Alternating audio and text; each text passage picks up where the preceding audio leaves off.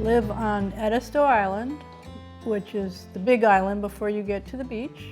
Most people think of Edisto Beach, which is Colleton County, and it gets very lively in the summer, lots of people, vacationers, and then it's very quiet in the winter.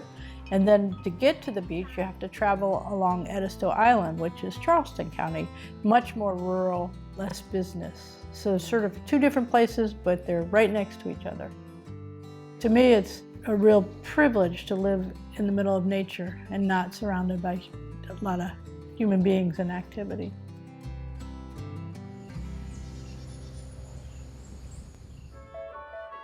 I knew I needed to be checked for apnea. I was waking up with headaches, almost like hangovers, and I wasn't drinking, and my blood pressure was going up and up. And the doctor in Mount Pleasant, there was an article about him in the paper that you could get a sleep test at home. I had no idea. So I contacted his office and did that. Plugs in like that, and this device. Sleep telemedicine is a new direction in sleep health care where we are delivering care virtually.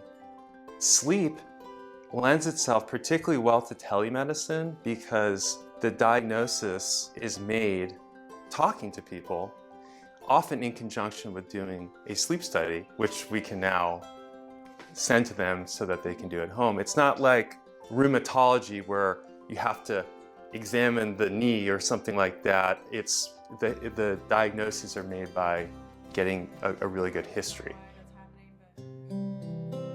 His office sent it to me. I took the sleep test and returned the little apparatus. It's a little thing you wear a belt around your chest and a oximeter on your finger. It's a thing that tests your oxygen saturation rate, and it's monitoring a couple things, and it can tell when you have stopped breathing for a good length of time. And that's what we were measuring, how much I stopped breathing and how long. And then when the results were available, we made an appointment to discuss the results, and he made his suggestions on what to do with the results.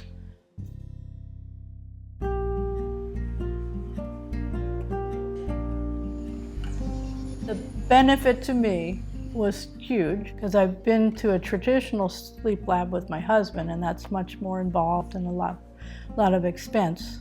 And then now that I did it and I used the machine, I wake up more rested. Sleep is a very underserved field in medicine.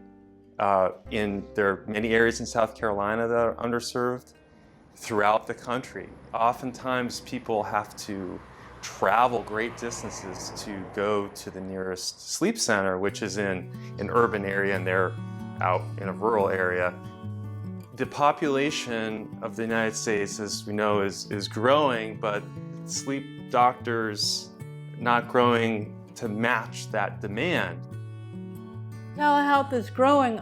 It's going to have to be the way of the future. For the growth in the population, the growth in the aging population, a lot of people like me who live out here in the boondocks, people eventually have to move to town because they're not able to keep up with their health problems. And this is one way to maybe stop that day from coming if you can stay out here and not have to move to town.